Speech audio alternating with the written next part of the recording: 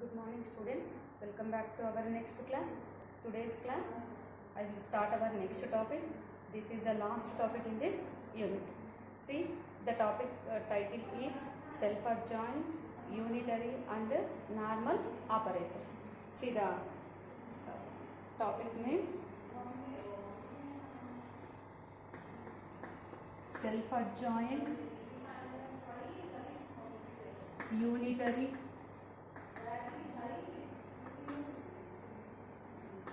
and normal operators. So in this topic you are having definitions.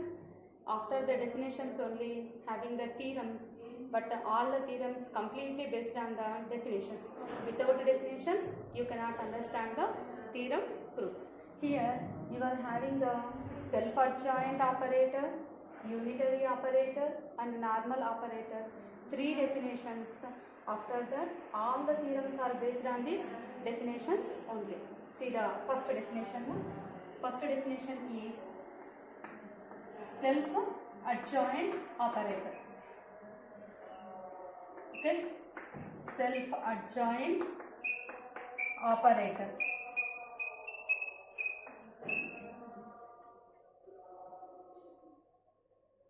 See, self-adjoint operator. See, in this topic,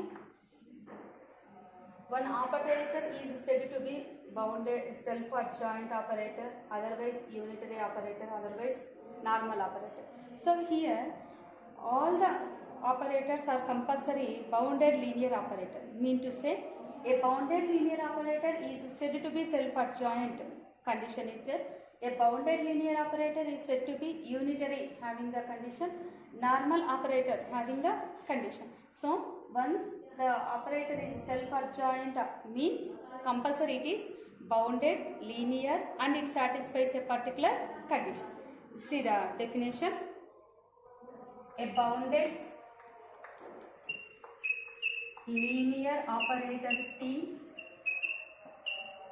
a bounded linear operator T is said to be self-adjoint. Condition, self-adjoint, or it is having another name also, or Hamilton operator, Hamilton operator. The condition if T star is equal to T. So a bounded linear operator T is said to be self-adjoint operator, otherwise Hamilton, not Hamilton, no, Hermitian. Here, Hermitian operator. Hermitian operator if T star is equal to T. Our next definition is normal operator.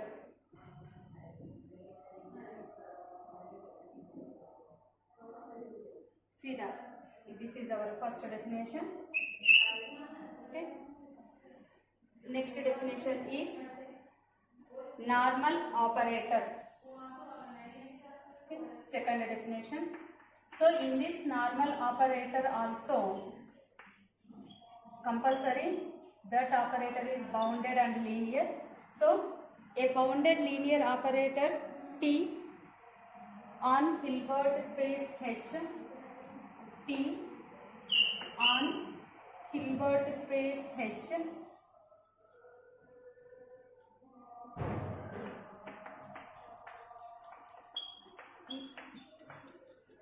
is said to be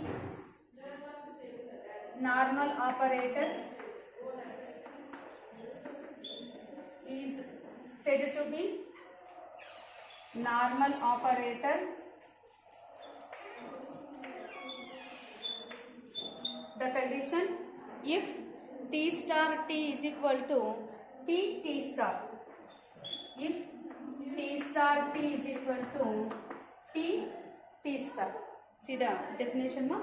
A bounded linear operator T on a Hilbert space H is said to be normal operator if T star T is equal to T T star. Next definition, unitary operator. Third one. Unitary operator. Here also same thing. A bounded linear operator T on Hilbert space H is said to be. Here unitary operator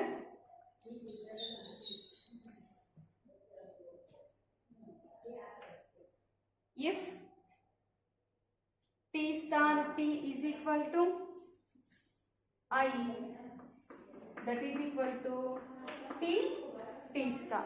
So here self adjoint mean to say T star is equal to T, normal mean to say T star T is equal to T star, unitary mean to say T star T is equal to I equal to T star. Now based on these definitions you are having some lemmas. That lemmas are single line statements, that statements are not having the proofs. Some lemmas are having the proofs also. See our next line, lemma. Lemma, first point, if T is self-adjoint, then inner product of Tx comma y is equal to inner product of x comma Ty. See the first point, if T is self-adjoint, then T is self-adjoint, then inner product of Tx comma y is equal to, so according to the definition it can be written as inner product of x comma T star y. T already self-adjoint, by the definition of self-adjoint T star is equal to T. So x comma Ty. So what we got finally? Then Tx comma y is equal to inner product of x comma Ty. So once T is self-adjoint, then inner product of Tx comma y is equal to x comma Ty.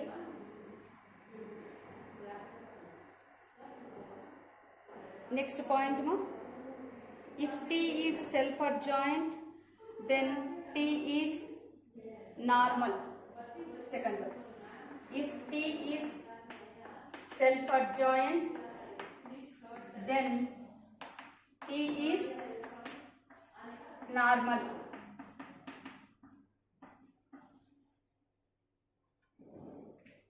How can we say that if T is self-adjoint normal? See the proof. Since T is self-adjoint, then by the definition T is equal to T star. Okay. Now we have to calculate normal operator conditions. Normal operator is nothing but T star T is equal to T star. So that we have to calculate T star T value. T star T is equal to, in place of T star substitute T. Okay. Next, according to our convenient, again the second T is replaced with T star. Then what we got, ma'am? That implies T star is equal to T star T. See, T star T is equal to T star. Therefore, T is normal. So, what is the conclusion? If T is self-adjoint, then T is normal. Next, the third point. If T is unitary, then T is normal.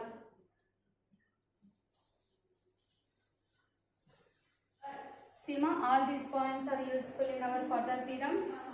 Okay. See the third point.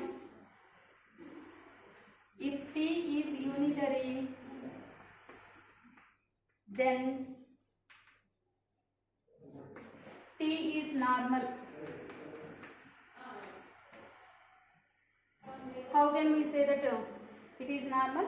Having the proof. Next line, since T is unitary, apply the definition.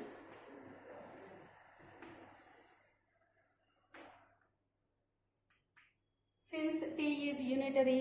Apply the definition. What is the definition of unitary? T star T is equal to I equal to T T star. Okay. So that implies T star T is equal to I, that is equal to T T star. Okay. So it gives T is bisective, mean to say here T is bisective, mean to say it satisfies 1 1 and on to properties. And from here, if you are sending T that side, then T inverse is equal to T star. Okay, T inverse is equal to T star. Next line, then see, we have to calculate normal operator conditions here.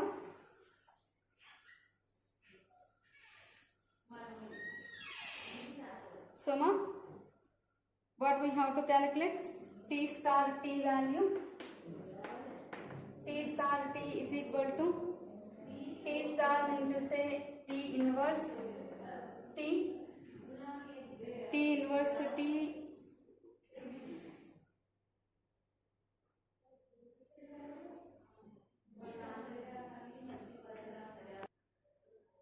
see now T inverse T is nothing but I can be written as again T inverse. Next T inverse is replaced with T star. So what we got? T star T is equal to T star. So therefore T is normal.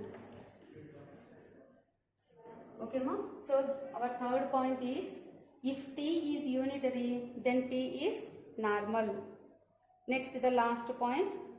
If T is normal, then T is need not be self-adjoint or unitary. Okay, what is the fourth point? See, I will write the fourth point is here. If T is normal, then T is need not be self-adjoint or unitary. So mean to say our second and third points, converse part is need not be true, but only necessary condition is true, sufficient need not be true. Next, I would like to explain our first theorem in this topic. This theorem having the 2 points. In these 2 points, first one is very important for short answer. See the theorem ma? Let H be a Hilbert space and T from H to H be a bounded linear operator. Then we have to show the following conditions. This is our first theorem. Okay. Let H be a Hilbert space and T be an operator. So, and T from H to H be a bounded linear operator. Then we have to show that the following conditions. Then first point one, if T is self-adjoint,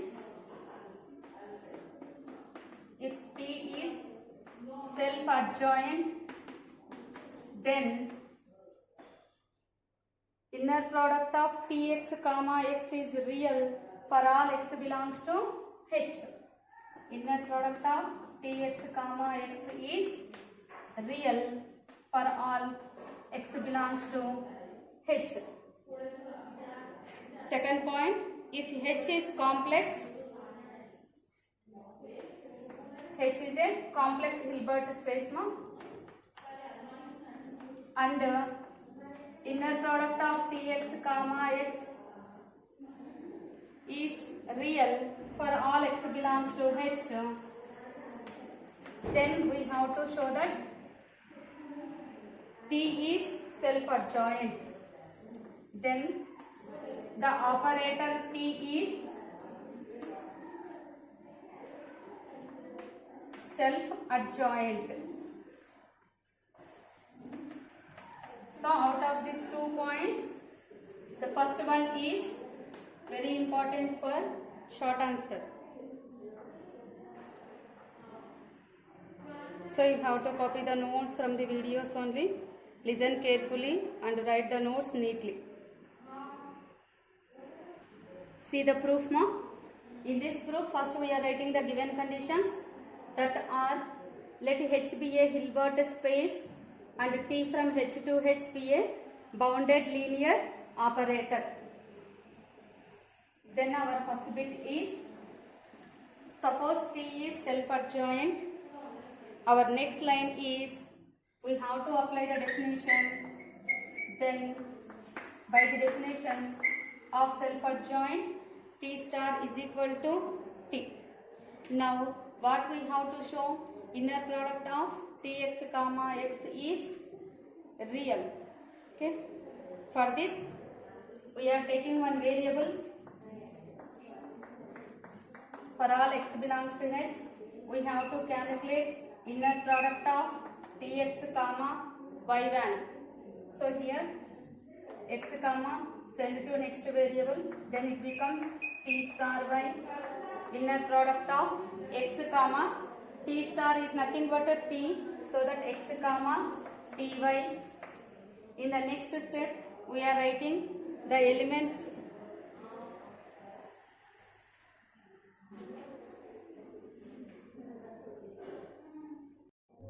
See here we have to show that inner product of Tx comma x, so that not y. Now what we have to write? We have to write the variables reverse, then automatically bar exists. Then I will write the continuation in the beside of this thing. Right ma?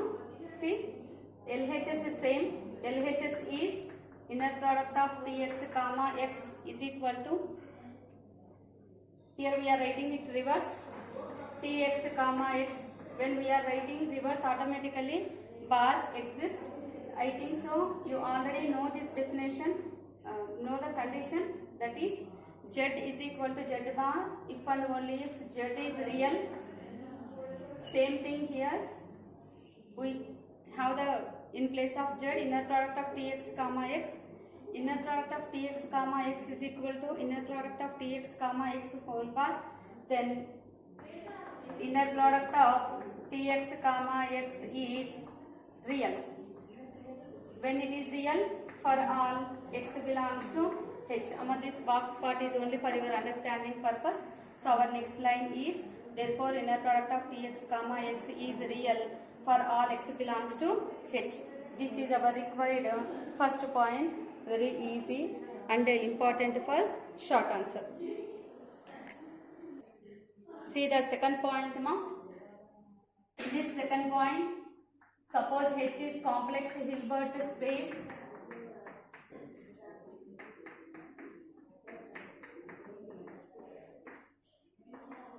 and we are taking inner product of Tx comma x is real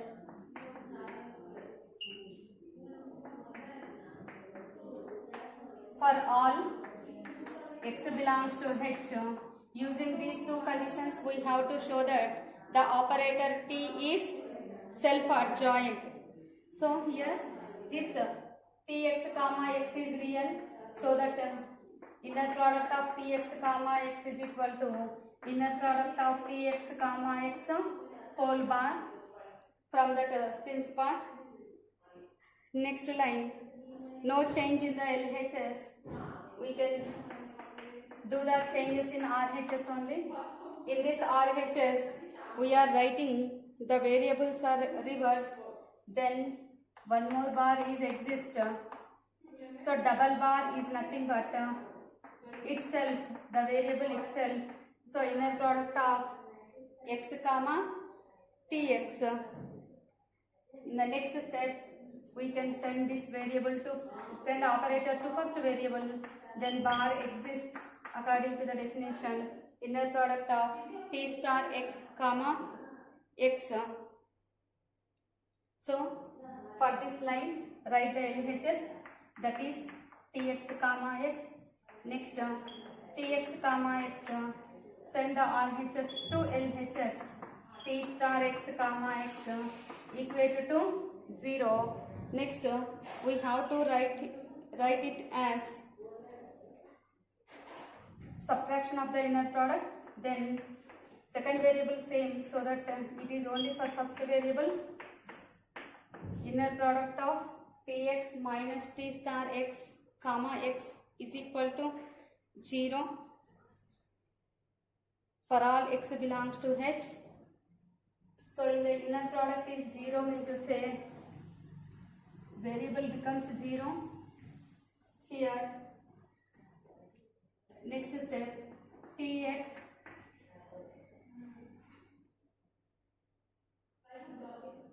next step we have to take x common.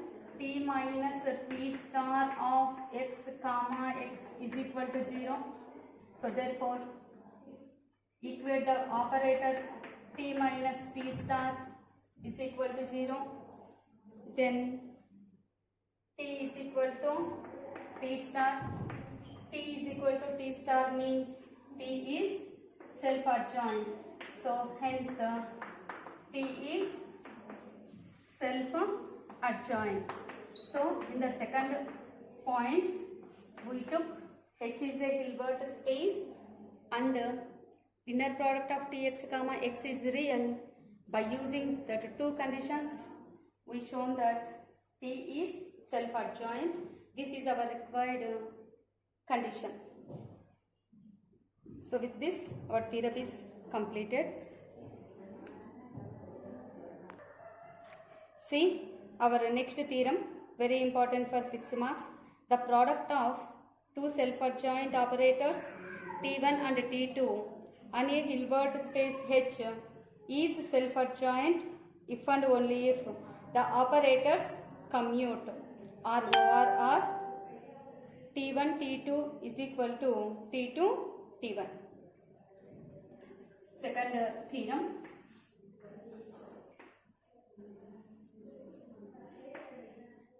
The statement is the product of two self-adjoint operators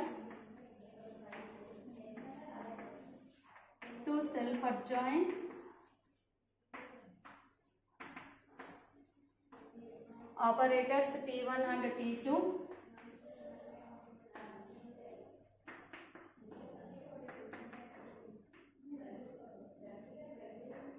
on a Hilbert space H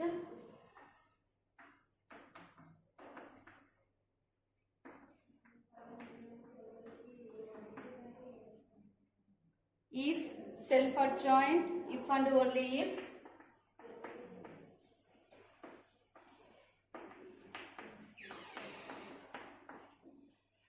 T1 T2 is equal to T2 T1.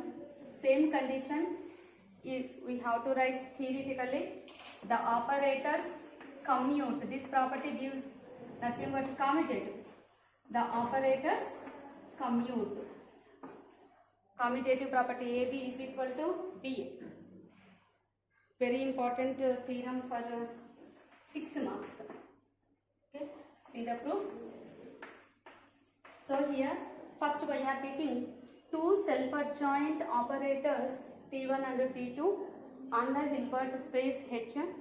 Later the product of the two operators is denoted with T1 T2. That T1 T2 is self-adjoint if and only if they are commute to each other. So here first we are taking, let T1 and T2 are two self-adjoint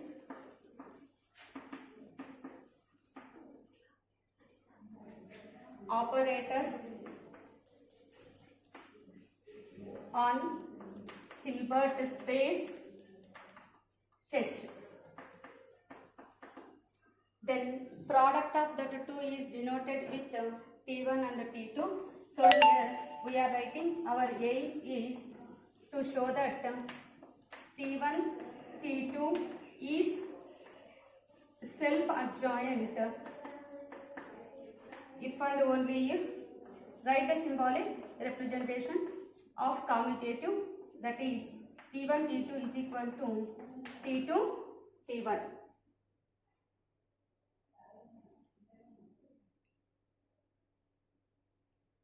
First I will explain necessary condition.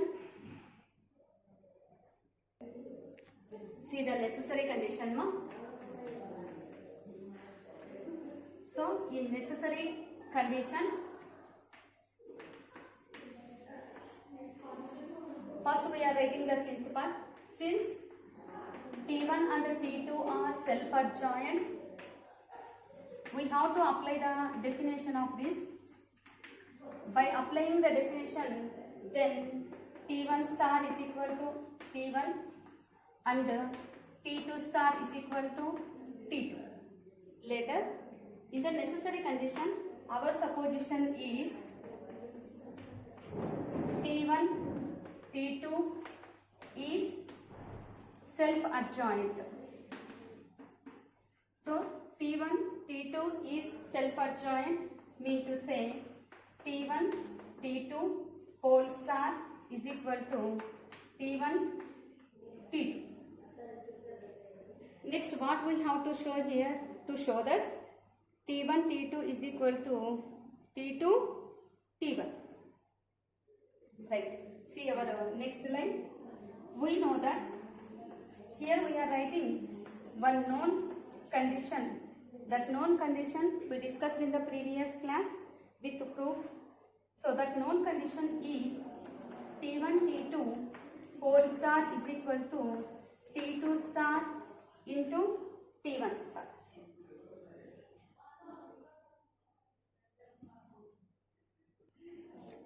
See, now using this since part, T1, T2 is equal to T1, T2 whole star. Now in place of this, we have to substitute the value. Later again, T2 star value is nothing but a T2. T1 star value is nothing but a T1. Then we will get our required condition. Okay. See the next line now. So what is the next line? Since, take this condition, T1, T2 is equal to T1, T2 whole star. Right? T1, T2 whole star formula we have to substitute.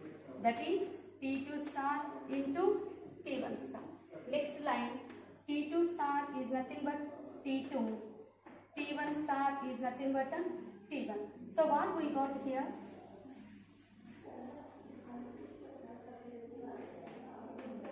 Therefore, T1, T2 is equal to T2, T1. This is nothing but the commutative property. So hence, the operators are commute. Hence, the operators are commute. This is our required necessary condition.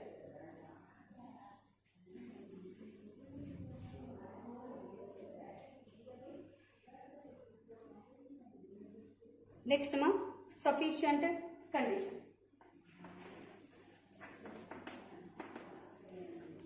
So in this sufficient condition, our supposition is T1, T2 is equal to T2, T1. Our aim is T1, T2 is self-adjoint operators.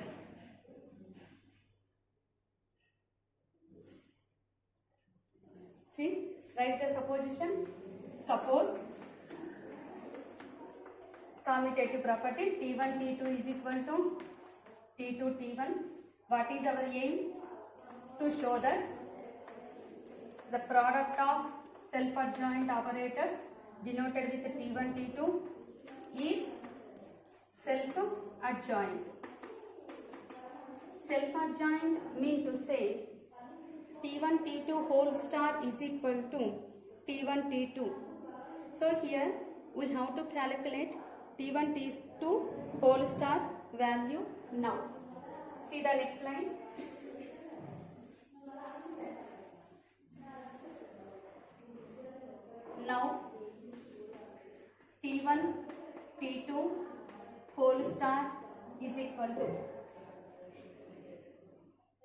here we know already the formula, that is T2 star into T1 star. We already know that T1, T2 are self-adjoint, mean to say T2 star is equal to T2, T1 star is equal to T1. Okay, in our supposition T2, T1 is equal to T1, T2. Okay, so here T1, T2 whole star is equal to T1, T2, mean to say the operator T1, T2 is self-adjoint. This is our required sufficient condition.